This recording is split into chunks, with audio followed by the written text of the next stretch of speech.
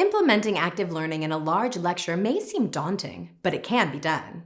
Note that all of these tricks can also be implemented in a small classroom, but since students are more likely to be already actively engaged, the focus of this video is on tips specifically for large classes. In the previous video, we outlined Lyman's Think, Pair, Share technique.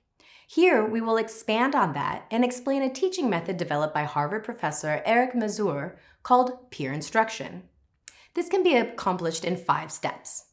First, present a conceptual question related to the content you're teaching and provide options to answer the problem in a multiple choice format.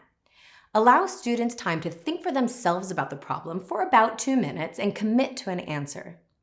While the students are considering the question, you may feel awkward or uncomfortable standing there in silence.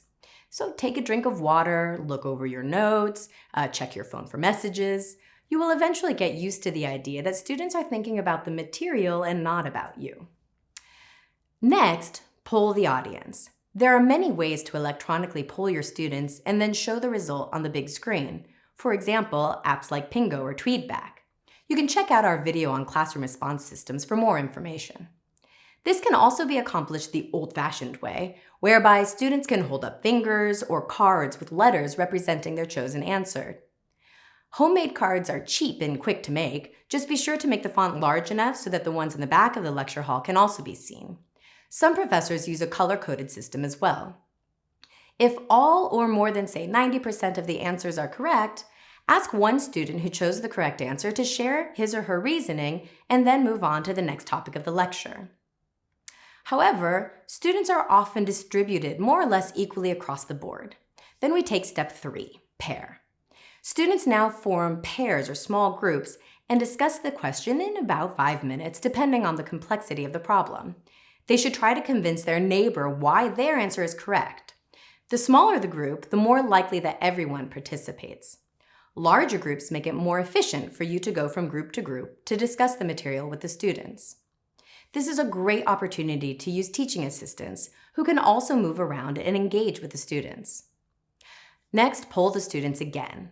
Sometimes you will see changes in results due to students being confident and therefore more convincing to their neighbor. However, typically the new poll should show significantly more correct answers now.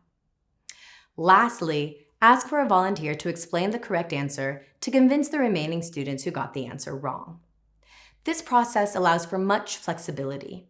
At any point, you can skip a step and move on with the lecture or repeat steps as needed. Here are a couple of variations. First of all, when you first poll the students, the answers can be bimodal. This would often be due to a common misconception or misunderstanding of the lecture material. In this case, skip straight to the share part. If you can identify the misconception or misunderstanding, go ahead and address it. Or ask for a volunteer to explain why one is the correct answer and the other is not. Another variation is, instead of a conceptual question, allow students to set up the solution to an applied problem. As usual, first allow them time to attempt the solution independently. There is no need for polling at this point. Rather, have students compare their work with their neighbor. Talk to several groups to make sure that they are on the right track. Finally, either you or a volunteer can work out the solution to the problem on the whiteboard. By implementing Think, Pair, Share, peer instruction, or other interactive teaching methods, students become activated in the classroom. They can no longer sit back hoping to passively absorb the lecture material, as the anonymity of the large room is removed and students are actively engaged with one another and with the material.